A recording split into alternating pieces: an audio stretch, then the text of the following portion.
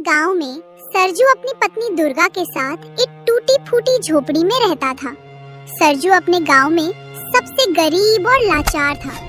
सारा दिन काम करता, तब जाकर शाम को भोजन नसीब होता था। सरजू अपने झोपड़ी के एक कोने में बैठा था। उसकी आंखों में गहरी सोच छलक रही थी और मन ही मन में सोच रहा था, हे ईश्वर, आप हमारे नसीब में क्या लिखे हैं? गरीबी, दुख, परेशानी, हताशा। ईश्वर, मैं अपनी गरीबी से तंग आ गया हूँ। सारा दिन इधर उधर मेहनत करता हूँ, तब जाके रात को भोजन नसीब होता है, और यदि किसी दिन काम पर ना जाऊं तो रात को भोजन नहीं नसीब होता है। ये भगवान, ये कैसी जिंदगी है मेरी। सरजू इतना सोच ही रहा था कि तब तक उसकी पत्नी दुर्गा बोलती है, सुनिए जी, कहीं आज बारिश न होने लगे। छप्पड़ तो पहले से ही टपक रहा है।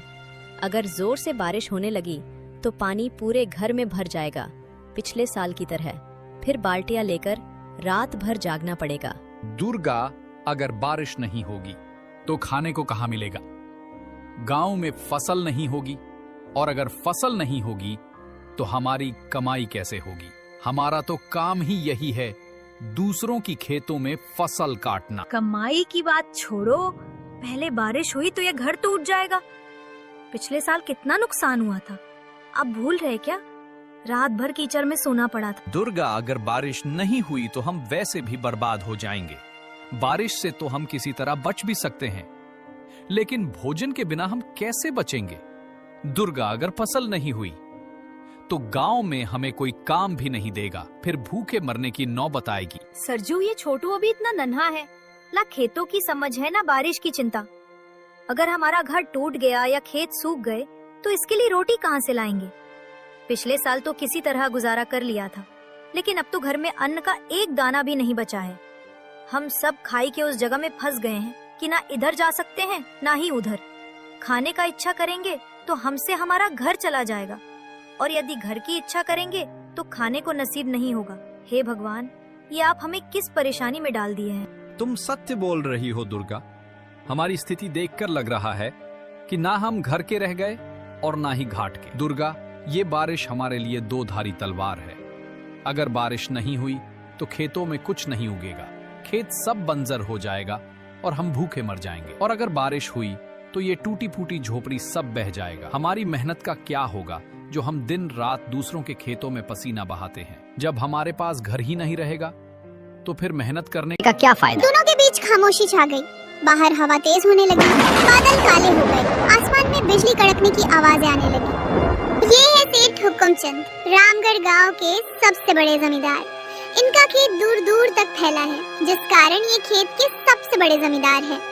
इनकी खेतों की फसल ही इनकी शान है। तो भाई लोग, मैं इस गांव का सबसे बड़ा जमींदार हूँ। गांव के लोग मुझे कहते हैं कि जमींदार बहुत सख्त है, मजदूरों पर जरा सा भी रहम नहीं खाता है, बहुत मेहनत कराता है। जब मैं मजदूरों को उनकी पूरी दिहाड़ी देता हूँ तो काम भी करवाता हूँ।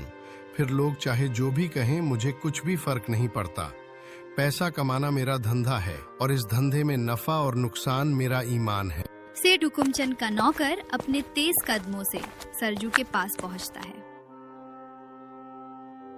सरजू, जल्दी चलो, सेठ हुकुमचंद ने तुमको अभी बुलाए हैं।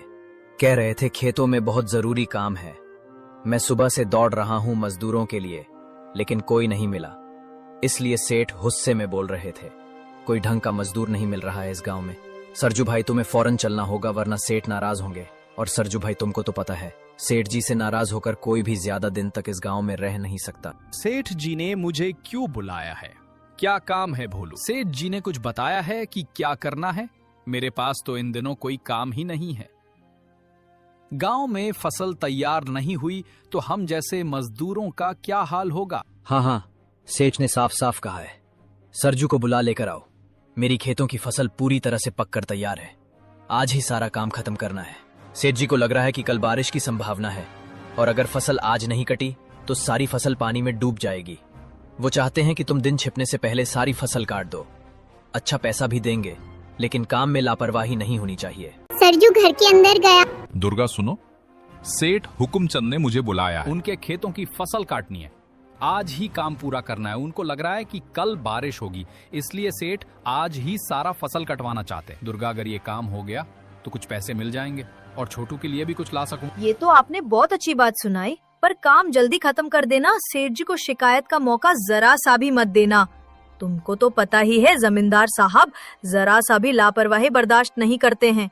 और आप छोटू को भी देख लीजिए, आज सुबह से ही सुस्त हैं। अगर आपको पैसे मिल जाएंगे तो बाजार से कुछ ले आना। सरजू जमींदार साहब के खेतों की और चल पड़ा। मन में उम्मीद थी और पाँव घबराहट से डगमगा रहे थे और मन में यही सोच रहा था कि यदि दिन ढलने से पहले मैंने काम पूरा नहीं किया तो जमींदार साहब बहुत नाराज होंगे। ये सोचते सोचते सरजू जमींदार के खेत के पास पहुंच जाता है। सेठ जी, आपने मुझे बुलाया है। भोलू ने कहा खेत में काम है तो मैं जल्दी से आ गया। अब आप ही बताइए कि क्या काम है। मेरे पास तो इन दिनों कोई काम नहीं है। आपकी कृपया होगी तो घर में चूल्हा जल सकेगा। हाँ सरजू, मैंने तुझे ही बुलाया है। देख, मेरे इस खेत में सरसों की फसल पूरी तरह से पककर तैयार हो चुकी है। अब इसे काटने का वक्त हो गया है। मैंने सोचा कि तू मेहनती है इसलिए तुझे काम दूं, लेकिन सुन, मुझे ये सारा काम आज ही पूरा चाहिए। जमींदार साहब, आप फसल की चिंता मत करो। मैं आज ही सारा फसल काट दूंगा और मैं मेहनत में कोई कसर नहीं छोड़ूंगा। बस आप बताइए कहां से शुरुआत करूं। जमींदार साहब, ये भी बता दीजिए कितने पैसे मिलेंगे ताकि घर का इंतजाम कर सकूं। अच्छा तो सुन, ये जो सामने खेत दिख रहा है यहीं से शुरुआत करना है। पूरब से पश्चिम तक सारा सरसों काटना है। दिन छिपने से पहले सारा काम हो जाना चाहिए क्योंकि कल बारिश की आसार है। मैं नहीं चाहता कि मेरी फसल पानी में डूब जाए। काम अच्छा हुआ तो 4000 रुपया मजदूरी दूंगा और अगर लापरवाही की तो कुछ भी नहीं दूंगा। समझ गया? सेठ जी, आप बेफिक्र रहिए। मैं आपको शिकायत का मौका नहीं दूंगा। खेत में सरसों का एक दाना नहीं बचेगा। देखो भोलू, ये सरजू कितना जोश में है। ठीक है, जा काम शुरू कर दे, लेकिन याद रख मेरी नजर तुझ पर रहेगी। याद रखना, अगर खेत में फसल बची और अधूरा रहा तो मजदूरी भूल जाना। मेरे खेत मेरी शान है, मैं इन्हें बर्बाद नहीं होने दूंगा। जमींदार ने सिर हिलाया और भोलू के साथ खेत के दूसरी ओर एक पेड़ के नीचे जाकर बैठ गया। और इधर सरजू जैसे ही सरसों काटने चला तो गांव का एक आदमी दौड़ते हुए आया और सरजू से बोला, सरजू रुक जा, जल्दी घर चल। तेरे बेटे की तबीयत बहुत खराब है। दुर्गा भाभी रो रही है और तुझे बुला रही है। मैं अभी उनके पास से आया।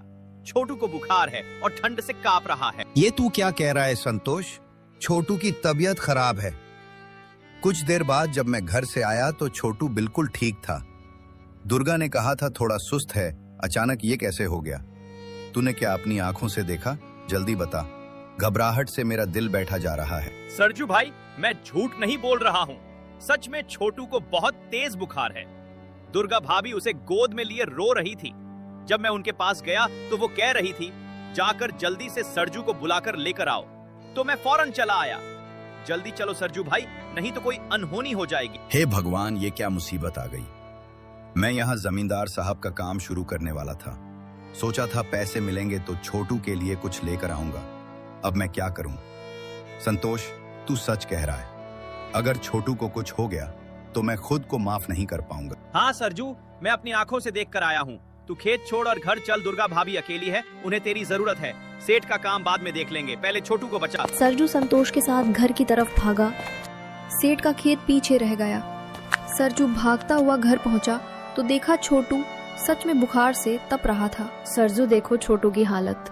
सुबह से ही बुखार है और सारा बदन आग की तरह तप रहा है। मुझे तो बहुत घबराहट हो रही है।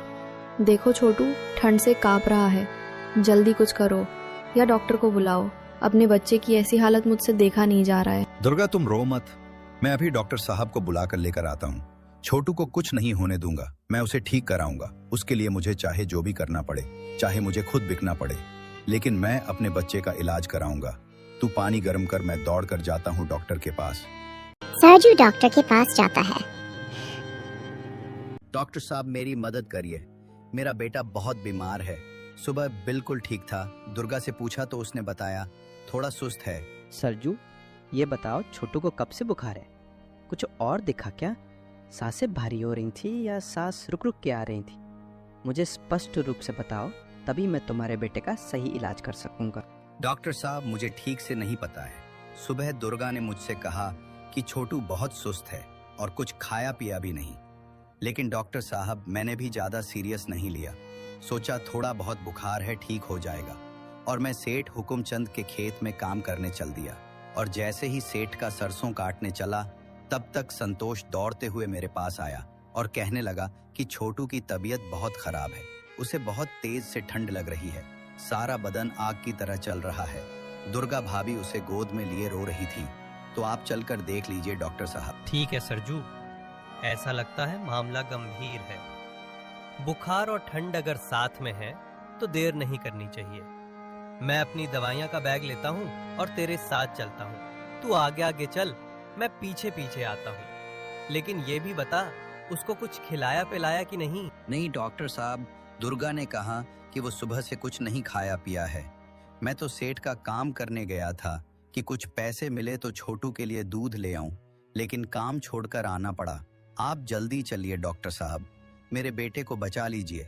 मेरी जिंदगी उसी में बसती है। डॉक्टर साहब ने अपनी दवाइयों का झोला उठाया और सरजू के साथ उसके टूटे फूटे घर पर पहुंच गए। डॉक्टर साहब ने छोटू को देखा और डॉक्टर साहब सरजू से बोले, सरजू, छोटू की हालत ठीक नहीं है। छोटू को तेज बुखार है और ठंड से कांप रहा है। ये कोई आम सर्दी जुकाम नहीं है। मुझे लगता है कि इसे कोई गंभीर बीमारी हो गई। डॉक्टर साहब, गंभीर बीमारी ये कैसे हो गया? सुबह तो बिल्कुल स्वस्थ था। आप कुछ दवा दीजिए और इसे ठीक कर दीजिए। मैं आपके आगे हाथ जोड़ता हूँ और अपने बेटे की जिंदगी का भीख मांगता हूँ। देखो सरजू, मैं कोशिश कर सकता हूँ, लेकिन इसका इलाज मेरे बस से बाहर है। इसका हालत देखकर लगता है कि खर्चा बहुत लंबा लगेगा। डॉक्टर साहब, हमारे पास तो कुछ भी नहीं है। आप कुछ करो।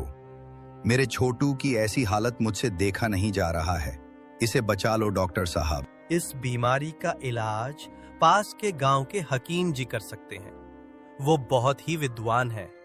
वो बचपन से ही आयुर्वेदिक दवाइयों के बहुत ही बड़े ज्ञाता है। अगर तुम उनको अपनी परेशानी के बारे में बताओगे तो वो तुम्हारी मदद जरूर करेंगे। तुम्हारे बेटे की जिंदगी अब उन्हीं के हाथों में है। डॉक्टर साहब, मैं अभी जाता हूँ और हकीम जी को अपने साथ लेकर आऊंगा, चाहे कितना भी खर्च हो। बस आप तब तक छोटू को संभालिए। मैं नहीं चाहता कि उसे कुछ हो जाए। मैं हकीम जी के हाथ पैर सब पकड़ लूंगा, लेकिन मैं उन्हें अपने घर पर जरूर लेकर आऊंगा। मैं उन्हें मजबूर कर दूंगा यहाँ आने के लिए। सरजू हकीम को बुलाने निकल पड़ा। चलते चलते सरजू दूसरे गांव में पहुंचा। वासुदेव हकीम अपने घर पर थे। सरजू हाफते हुए उनके घर पर पहुंच गया। हकीम जी, मेरा नाम सरजू है। मुझे पास के गांव के डॉक्टर ने भेजा है। मेरा बेटा छोटू बहुत बीमार हो गया है। उसे तेज बुखार और ठंड से कांप रहा है। डॉक्टर साहब ने कहा यह गंभीर बीमारी है। डॉक्टर ने बताया कि आप ही मेरे बेटे का इलाज कर सकते हैं। सरजू, डॉक्टर ने ठीक किया जो तुझे मेरे पास भेज दिया। बुखार और ठंड अगर साथ में हो तो मामला नाजुक हो सकता है। तुम मुझे सारी बात पता, कब से बीमार है, क्या हुआ, ताकि मैं समझ सकूं क्या करना होगा। हकीम जी, वो थोड़ा सुस्त था। दुर्गा ने कहा सुबह से कुछ खाया पिया नहीं है। मैंने ज्यादा गौर नहीं किया और मैं जमींदार के खेत में काम करने चला गया। तभी कुछ देर बाद संतोष दौड़ते हुए मेरे पास आया और कहने लगा, तुम्हारे बेटे की तबीयत बहुत खराब है। उसे बहुत तेज से बुखार है और ठंड लग रही है। तो मैं फौरन घर आया और डॉक्टर जी को बुलाकर लेकर आया। उन्होंने देखा तो कहा कि ये मेरे बस के बाहर है और इसमें लंबा खर्चा लगेगा। तो डॉक्टर साहब ने आपको बुलाने को कहा, इसलिए मैं आपके पास आया हूँ। हकीम साहब, मेरे बेटे को बचा लीजिए। उसके अलावा मेरा कोई नहीं है। अगर उसे कुछ हो गया तो मैं और दुर्गा भी नहीं जी पाएंगे। ठीक है सरजू, मैं तुम्हारे साथ चलूंगा। ये बीमारी आसान नहीं है। इलाज में वक्त और पैसा दोनों लगेगा। मेरे पास कुछ खास जड़ी बूटी है, उन्हें मैं ले चलता हूँ। चलो अभी निकलते हैं, देर नहीं करनी चाहिए। दोनों घर से बाहर आए तभी अचानक तेज बारिश हुई। बारिश बहुत जोरदार थी और रुकने का नाम नहीं ले रही थी। हकीम जी, ये बारिश तो बहुत तेज है। हमें अभी निकलना होगा। छोटू की हालत और खराब हो सकती है। मैं बारिश में भी चलने के लिए तैयार हूँ। बस आप किसी तरह छोटू को बचा लीजिए। सरजू, दिमाग से काम लो। अगर हम अभी निकलते हैं तो ये बारिश हमें भी बीमार कर देगी। मैं छोटू को ठीक करने जा रहा हूँ, पर खुद बीमार पड़ गया तो क्या फायदा। बारिश रुकने तक इंतजार करते हैं। सरजू और हकीम दोनों घर के बाहर बरामदे में खड़े थे और बारिश के रुकने का इंतजार करने लगे। लेकिन बारिश अगले दिन थमी।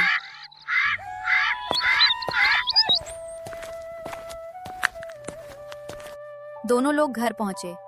हकीम ने छोटू की हालत देखी। सरजू और दुर्गा, इस बच्चे की हालत बहुत नाजुक है। बुखार और ठंड के साथ इसकी सांसें भी भारी है। इसके शरीर के अंदर कुछ गहरी परेशानी है जो बाहर नहीं दिख रही है। हाँ हकीम जी, आप मेरे छोटू को बचा लीजिए। हम दोनों का तो यही सहारा है। अगर मेरे बच्चे को कुछ हो गया तो हम भी जी कर क्या करेंगे। बड़ी मिन्नतों और दुआओं के बाद हमें ये बच्चा मिला है। हकीम जी, या तो आप छोटू को ठीक कर दीजिए, नहीं तो हमें भी कोई दवा दे दीजिए कि जिससे हम दोनों भी मर जाएं। मैं अपने बच्चों के बगैर नहीं जीना चाहती। हे ईश्वर, ये तू हमें कैसा दिन देखा रहा है। हमसे कौन सा अपराध हो गया है जो तू मुझे इतनी बड़ी सजा दे रहा है। लेकिन एक बात समझ ले ईश्वर, अगर मेरे बेटे को कुछ हो गया तो मैं तुझे कभी नहीं माफ करूंगी। दुर्गा बेटी, हिम्मत रख, सब ठीक हो जाएगा। मैं तुझे 10 दिन का दवा दे रहा हूँ। दूध में मिलाकर इसे दिन में 3 टाइम खिलाना है। अगर भगवान ने चाहा तो 10 दिन में तुम्हारा बेटा बिल्कुल ठीक हो जाएगा। लेकिन एक बात याद रखना दुर्गा, दवा रोज देना है। अगर एक दिन भी दवा नहीं खिलाई तो तुम्हारा बेटा कभी ठीक नहीं होगा और फिर मैं कुछ नहीं कर सकता। ये दवा फायदा भी बहुत करता है, लेकिन इसे रोज देना पड़ता है। अगर एक दिन भी दवा नहीं दोगी तो ये बहुत भयानक रिएक्शन करेगा। इसलिए दुर्गा बेटी, इस दवा को रोज खिलाना, 10 दिन तक रोजाना। हकीम जी, मैं अपने बच्चे को रोज दवा खिलाऊंगी। मैं खुद खाना खाना भूल जाऊंगी, लेकिन अपने बच्चे को दवा खिलाना कभी नहीं भूलूंगी। हकीम जी दवा देते हैं और फिर अपने घर चले जाते हैं। दुर्गा 10 दिन तक वो दवा छोटू को खिलाती है और 11वें दिन छोटू बिल्कुल ठीक हो जाता है। दोनों लोग बहुत खुश होते हैं, लेकिन ये खुशी ज्यादा दिन तक नहीं थी। अगले ही दिन जमींदार साहब सरजू के घर आते हैं और सरजू को आवाज देते हैं। अरे वो सरजू घर से बाहर आ। क्या बात है सरपंच जी, आप हमारे गरीब कुटिया पर, कहिए कैसे आना हुआ? सब ठीक तो है? अरे कुछ ठीक नहीं है। तेरी वजह से मेरा बहुत नुकसान हुआ। मैंने कहा था कि बारिश होने से पहले मेरा सरसों काटना है और तू मेरे खेत में गया भी और बिना बताए वहां से फौरन भाग आया। तो बता, मेरे नुकसान का भरपाई कौन करेगा? सरजू जमींदार को सारी बात बताता है। सरजू की बातें सुनकर जमींदार को बहुत बुरा लगता है। वो अपनी बातों को लेकर बहुत पछतावा करता है। मुझे माफ कर दो सरजू, ये बात मुझे नहीं मालूम था कि तेरे बेटे की तबीयत अचानक खराब हो गई थी। अच्छा ये बताओ, अब तुम्हारे बेटे का तबीयत कैसा है? ठीक तो है ना? जी जमींदार साहब, अब बिल्कुल ठीक है। हम लोगों ने तो उम्मीद ही छोड़ दिया था कि अब मेरा बेटा ठीक होगा, लेकिन हकीम जी का हमारे ऊपर बहुत ही बड़ा उपकार है। अगर आज वो न होते तो शायद मेरा बेटा ठीक नहीं होता। हकीम जी हम सब के लिए ईश्वर बनकर आए थे। जमींदार साहब, मुझे कुछ समझ में नहीं आ रहा है कि मैं उनका ये एहसान कैसे चुका पाऊंगा। सरजू, इन सब बातों को लेकर अपने दिमाग पर ज्यादा जोर मत दे, नहीं तो तू भी बीमार पड़ जाएगा। तुम्हारा बेटा ठीक हो गया, ये तुम सब के लिए सबसे बड़ी खुशी है। इस खुशी को दूर मत जाने दो और फिजूल की बातों को मत सोचो। मैं जानता हूँ कि हकीम जी ने तुम्हारे ऊपर बहुत बड़ा उपकार किया है। हकीम जी तुम्हारे बेटे को स्वस्थ किए हैं, ये बहुत बड़ी बात है। लेकिन तुम घबराओ मत, समझो ऊपर वाला सब देख रहा है। आज वो तुम्हारी मदद किए हैं, कल ऐसा दिन आएगा कि तुम भी उनकी मदद करोगे और ये उपकार तुम्हारे ऊपर से उड़ जाएगा। अच्छा मैं चलता हूँ, मेरा नुकसान हो गया। तो कोई बात नहीं, कम से कम तेरा बेटा तो ठीक हो गया सरजू। मैं इतना बुरा भी नहीं हूँ जितना गांव वाले मुझे समझते हैं। मैं काम को लेकर जरा सा भी लापरवाही बर्दाश्त नहीं करता हूँ। जब मैं लोगों को उनकी मजदूरी देता हूँ तो फिर काम में लापरवाही क्यों बर्दाश्त करूं? बस इसीलिए लोग मुझे बुरा समझते हैं और कहते हैं जमींदार साहब के पास इतना धन होते हुए भी उन्हें गांव वालों से कोई मतलब नहीं है। अच्छा नमस्ते भाभी जी, मैं जा रहा हूं। अपना और अपने बेटे का ख्याल रखना। सुनिए जी, आज जमींदार साहब ने बहुत बड़ी बात कह दी है। वो सही कह रहे हैं। जब वो लोगों को उनकी मजदूरी दे रहे हैं तो फिर हम लोग काम करने में लापरवाही क्यों करते हैं? इसीलिए गांव वाले उन्हें भला बुरा कहते हैं। जमींदार साहब हमारी गांव के शान हैं। देखा आज उन्होंने कितने नम्रता से हमसे बातें की है। अच्छा जी, आप थक गए होंगे, थोड़ा आराम कर लीजिए।